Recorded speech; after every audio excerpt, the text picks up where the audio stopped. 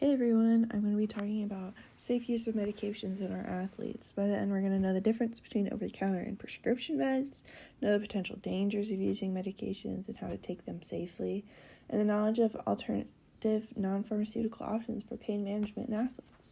So to start off, we're going to look at this picture over here. Our over-the-counter medications are things that don't need a prescription. You can go into any Myers, CVS, Walgreens, etc., and just buy it off the shelf. You don't need medical supervision to take them. You're going to think about pain relievers, cold medications, non-prescription allergy medications. Usually self-diagnosed, short-term use, or minor conditions. Generally a lower cost, but not always covered by insurance. When we're thinking prescriptions, we're thinking things you went to the doctor and your doctor said, this is what you need to take. You're generally going to have to go up to the pharmacy to get these, or you'll get them at your doctor's office. Your doctor is going to want to see you regularly while you're taking this to monitor. They're going to tell you how much to take. Think antibiotics, insulin, antidepressants. These are generally for more serious chronic or potentially harmful conditions, which also leads to them having more adverse effects. And they're often covered by insurance because they can be a lot more expensive. When taking medications safely, you need to know how to do that. So following the directions like dosage and timing, whether you're taking 1 or 2 pills, how big those pills are, like how many milligrams they are, how far apart you need to take them, and what the limit for an adult or a child is over the course of 24 hours. You are going to need to know. You also need to know some of the effects of them. So a lot of medications that you guys are taking normally can create an upset stomach, so taking that with a meal can help limit those effects. And also knowing the active ingredient and the purpose of the medicine that you're taking, so you're not accidentally double dosing, which can lead to an overdose, and that's not good and not something we want to happen. Some potential dangers of taking medication, specifically pain medications as an athlete, could be masking your pain, leading to further injury because your body's not telling it what it needs to know. Building up a tolerance, so you're going to have to take more medication dosages to feel the effects, withdrawal symptoms and dependence, and an impact on your athletic and personal life as well.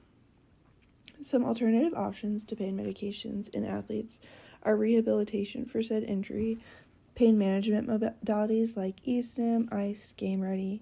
Proper rest and recovery can go a long way as well, and mindfulness and meditation can also help. Alright, so our key takeaways. Over-the-counter medications can be used by more than one person and have minimal adverse effects when taken as directed. Prescription medications are intended to be used by only the prescribed individual. They can have more adverse side effects and are generally intended for short-term use. Medications can mask important pain signals, impact performance, and lead to medication dependence. And medication is not the only option for pain management in athletes.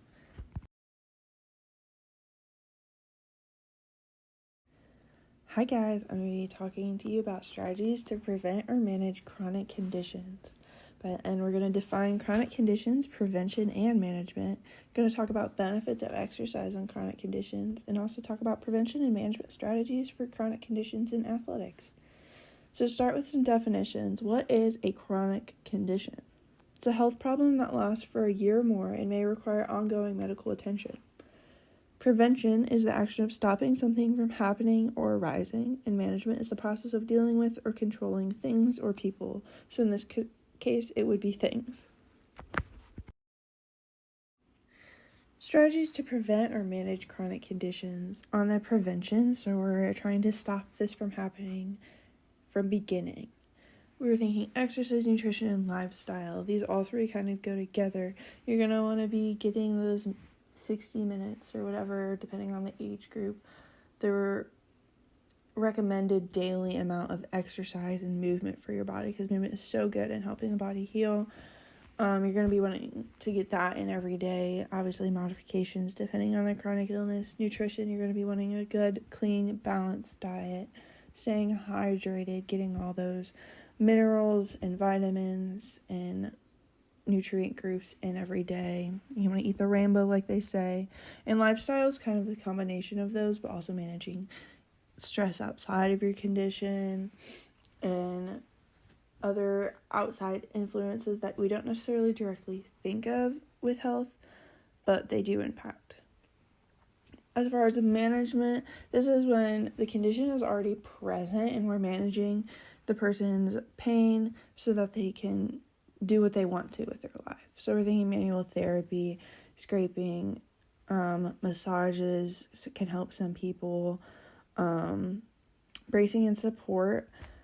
So this can be braces that we think of. They also make one specific for people with chronic conditions. Can also include modalities like our heat or e-stim, ultrasound. Education and lifestyle modifications kind of go back to the prevention, same thing, just can be even more tailored to the person. And rehabilitation exercises, depending if it's if it affects the musculoskeletal system, just supporting the athlete through that with rehab exercises similar to what you would do if you got hurt. Some of the benefits of exercise on chronic conditions are getting your body moving can help with pain management, decrease that pain. It will increase strength and flexibility, which can also help with pain management. Better cardiovascular health, which can often be compromised in people with chronic conditions because they're in so much pain that they can't move and get as much cardio as they would like to. And improved mental well-being, which we all know our mental self affects our physical self, and also can help with weight management. Finally, your key takeaways. Chronic conditions last over a year and can require continued medical attention. Proper exercise, nutrition, and stress management can help individuals with chronic conditions, and exercise has great benefits for everyone, including those with chronic conditions. Hey everyone, so I will be presenting on hydration and nutrition, and hopefully by the end of this you will understand what to eat and when, and what hydration is, how to monitor it, and its impact on performance. Okay, so first we're going to discuss hydration. I know all of you are probably familiar with it at this point, but we're just going to go over a couple things one more time just to make sure everyone's on the same page and aware of what is best for their body. So first, we're just going to go over some indicators that you are hydrated. On the chart, you'll see everything from 1 through 8, 1 being the best, 8 being the most severe. So we want to stay in that 1 to 2 range. This is just going to be indicated by typically pale and odorless urine. You'll also realize, as you're going to the bathroom that you've been going for a while. It's not just, a couple drops or anything, as weird as that sounds. And as we go through, I like this chart because it gives an indication of maybe how many more glasses of water you should try to have, or just different things that go along with that severity. I do want you to note that medications can also change the color of your urine as well. So if you have any questions, feel free to stop by and talk to us after this presentation. We want you to be on the same page as us, so just want to clear things up as well. Now, I want to go over a couple of things I want you to look out for. Even if you are on this 1 to 2 range, there are still some symptoms, believe it or not, of being too hydrated. So I'm just going to let you know about a couple of things to look out for. Now, between being too hydrated and not hydrated enough, there is some overlap in symptoms. So I just want you to look out for a general feeling of thirst, malaise, which is just feeling out of it or kind of blah, I would say, or even headache and vomiting. When you see stuff like this, some of you are very aware that maybe you haven't eaten the best today, or maybe you haven't been great about hydrating. So just taking a step back and reflecting on how the day has gone so far can help with stuff like that, and maybe even help take steps to correct that behavior and maybe relieve some of those symptoms as the day goes on is a good start. More severe symptoms, you'll want to get extra medical help for, so whether that's coming and talking to us first or even just texting and letting us know, we can help you get proper medical attention for that. So first we're going to talk about when you've had maybe too much water. So first you're going to notice some swelling in your arms and your face, sometimes your legs. This will be accompanied by an altered mental status. This could just be something as simple as confusion, or it could be even mood changes. And in the most severe cases, of course, you'll see seizures accompany these. An indication that you haven't had enough water, of course, you're going to start with thirst, which will progress to more stomach cramp feelings, as well as feeling hot or even sweaty, and then chills, so more of your fever type symptoms. Now, I know a lot of you have never experienced any of these symptoms, luckily, and you may not feel it applies to you right now, but especially in a sport like wrestling where you're maybe not hydrating as well as you should, it is a very good idea to just keep an eye on yourself and your friends and just hold each other accountable to make sure you're taking the best care that you can of your body, for the good of just yourself and for your teammates. That being said, you might be asking yourself, well, how does this really impact me, especially in this sport? I want you to keep in mind that less water in the body means there is increased stress there. So, first, we're going to see a noticeable change in how you are cooling down. So, most of the time, this is done through sweating, of course, but if you are not hydrated enough, you're going to notice a decrease in that, of course. And you might be feeling more hot than usual. And the muscles, I want you to keep in mind that all the nutrients and oxygen in the body is circulated through blood. Blood has a pretty high content of water, so when we don't have that, we're not getting as much nutrients and oxygen to our muscles to perform at the highest we can in these athletic events. And then all of these, of course, can lead to increased risk for more catastrophic incidents such as cardiovascular incidents, rhabdo, or even sickle cell emergencies. So once again, just keep an eye out for that. And then at the end of the day, I know a lot of you are focused on how your weight will be impacted. I want you to keep in mind that adequate hydration won't impact weigh-ins if you've cut weight properly. Don't try to drop a weight class within a week. That's just a general rule of thumb.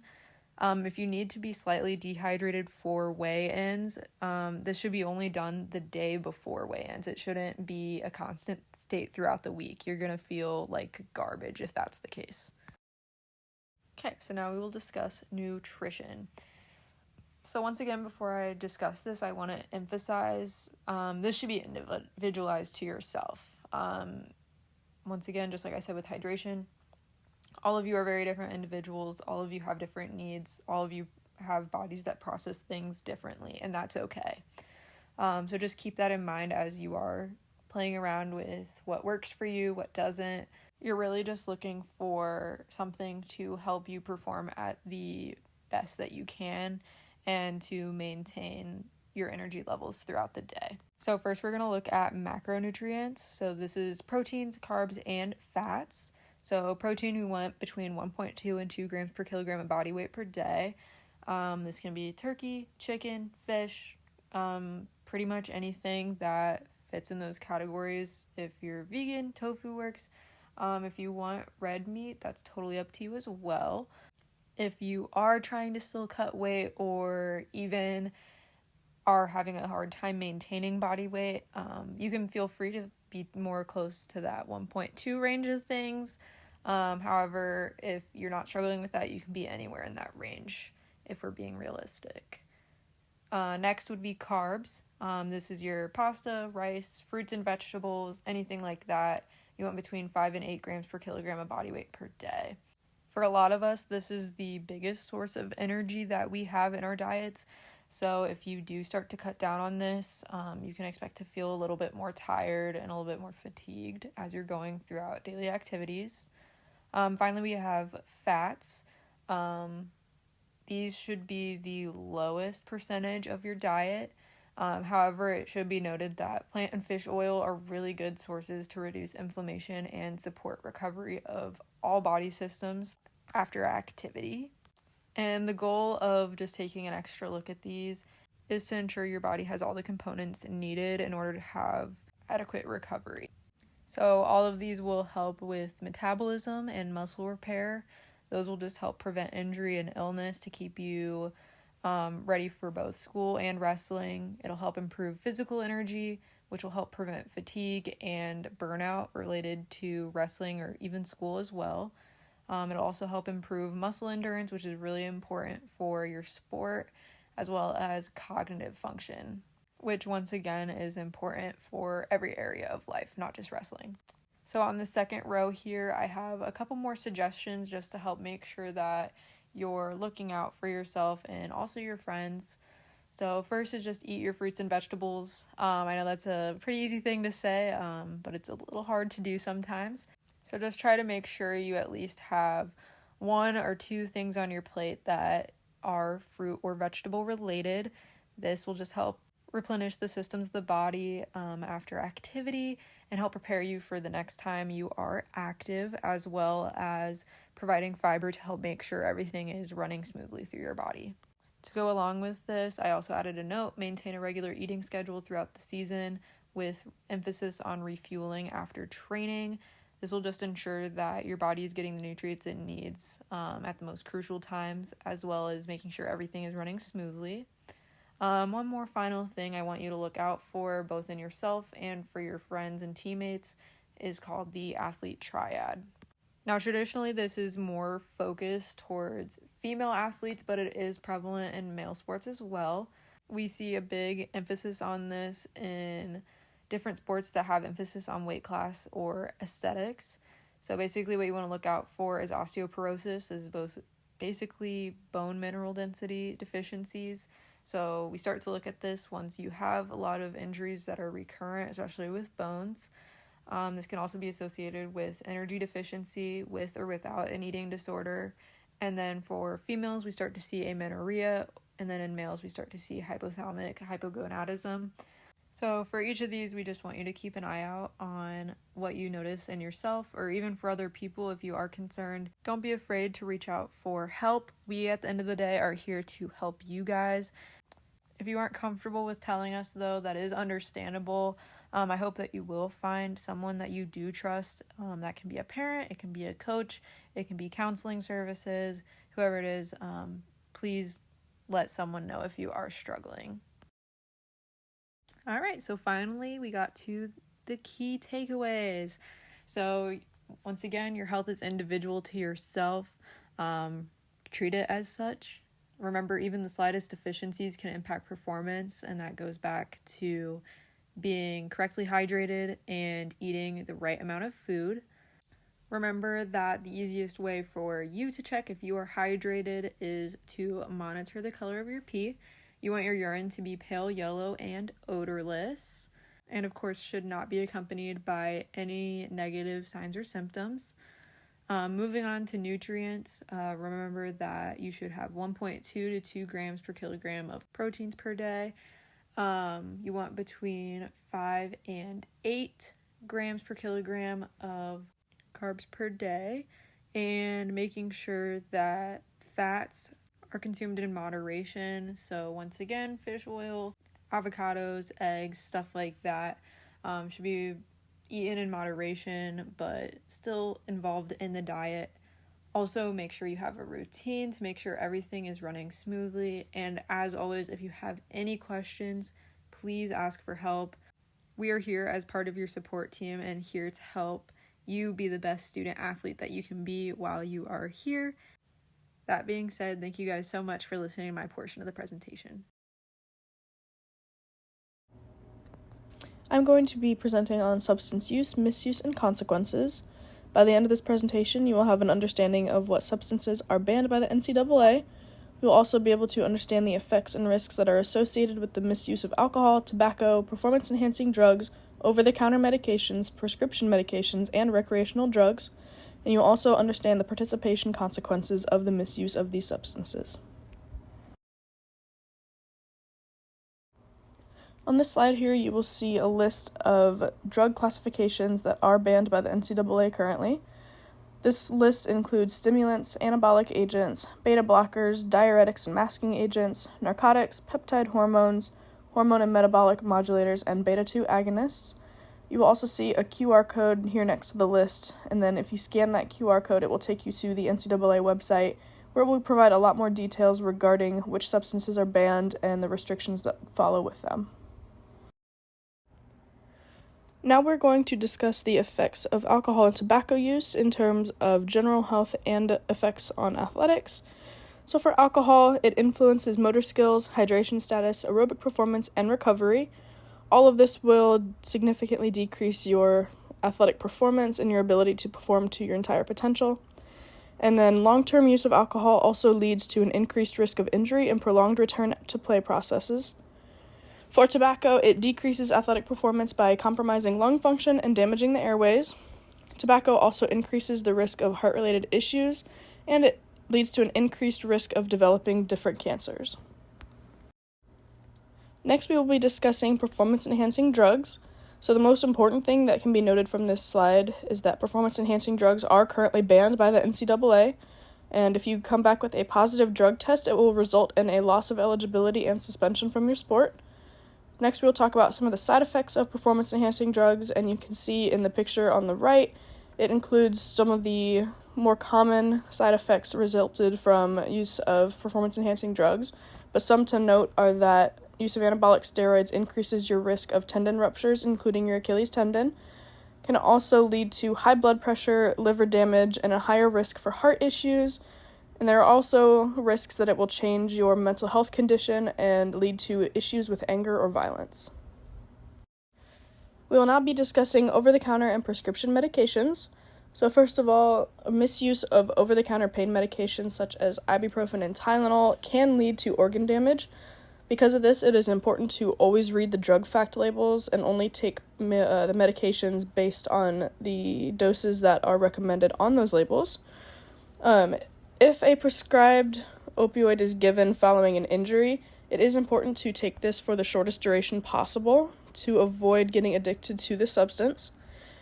It is important to note that pain may worsen as body builds tolerance to a medication, and you should only take a prescription medication if it is prescribed to you. It is very important that you do not share prescriptions with anybody. The next topic we are going to discuss is recreational drugs. Some examples of these include cannabis, methamphetamines, cocaine, heroin, and ecstasy. Most of these recreational drugs are illegal and they can lead to addiction and serious health and behavior problems. They may also lead to permanent brain damage and memory loss. And then off to the right, you can see a little graph showing the effects of drug addiction on physical health. This can include organ damage, respiratory issues, neurological impacts, a weakened immune system, nutritional deficiencies, dental issues, and pain sensitivity. So because of all these side effects, it is important to note that you should not be taking recreational drugs in any circumstance, but it is especially important for athletes to not take recreational drugs as they can and will impact your physical health and result in a decrease in athletic performance. The final topic we are going to discuss today is participation consequences. So testing positive for any of the NCAA banned substances will result in immediate suspension from sport participation. Using any of these substances may also have health effects that will limit physical abilities, so you may not be able to perform to your highest ability. And if you are found to be using any of the banned substances or any other substance, it can result in the stripping of titles that you have earned. So off to the right, you'll see a little picture here showing a news article of when Lance Armstrong was stripped of his Tour de France titles and was banned from participation because of his use of performance-enhancing drugs. We do not want this to be the case for any of our athletes, so it is important to adhere to all the standards that they have in place as they are there for your own safety. Some of the key takeaways we have from this is that the misuse of any substance can have serious health effects that will impact your athletic performance. The NCAA also carefully regulates substance use, and a positive test for banned substance will result in immediate suspension. Over-the-counter medications should only be taken following the instructions on the label or as instructed by your physician. And recreational drugs are not safe to use, and most are illegal.